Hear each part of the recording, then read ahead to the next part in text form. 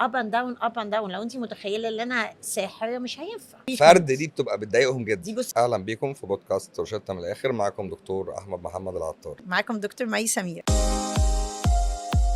نتكلم عن الشعر. نتكلم على الشعر، الشعر من على المواضيع المشاكل اللي بنشوفها في العيادة. ايه اكتر حاجه بتستفزك في مريض الشعر؟ بص، ان الشعر ده تشالنجينج. انت كل بيشنت هي داخله بمود مختلف وبطريقه مختلفه. انا واختي شعرها ناعم وشعري خشن، عايزه شعر اختي ابقى زي شعر اختي، او بقى الوصفات اللي على الانترنت. عارف علاج الشعر بياخد وقت طويل طبعا. فعشان تحس بنتيجه وتخليها تكمل العلاج اتليست لازم تحس في الاول الدنيا ماشيه كويس. انا ببتدي معاه البدايه ان انا طبعا لازم الاول اعرفه دوره حياه الشعر عشان يبقى فاهم كويس قوي ان هو مش شهر او شهرين هلاقي التساقط وقف. سؤال بنت خالتي قالته لي وسؤال بنت عمتي قالته لي. انا بدي عامه ورقه فيها كل النصايح وكل الاويرنس الخاصه بكل انواع تساقط الشعر والنصايح والهيلث ستايل اللي المفروض المريض يمشي عليه. اخبار المنتجات المصري الفتره الاخيره في الشعر، انا عجباني منتجات المصري وشايفه اللي فيها انوفيشن جامده وشايفه ان هم بيطوروا. بقى عندي حاجه تبيض وشي في الروشته. انا قبل كده كنت بعتمد مينلي على المستورد، لكن دلوقتي بقيت تكتب الحاجه وانت عندك تراست في الهير ماسكس، في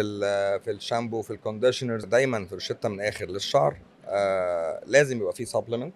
دي حاجه مهمه جدا ان هو يبقى عندي الثلاث حاجات في روشته: الماسك والشامبو والكونديشن.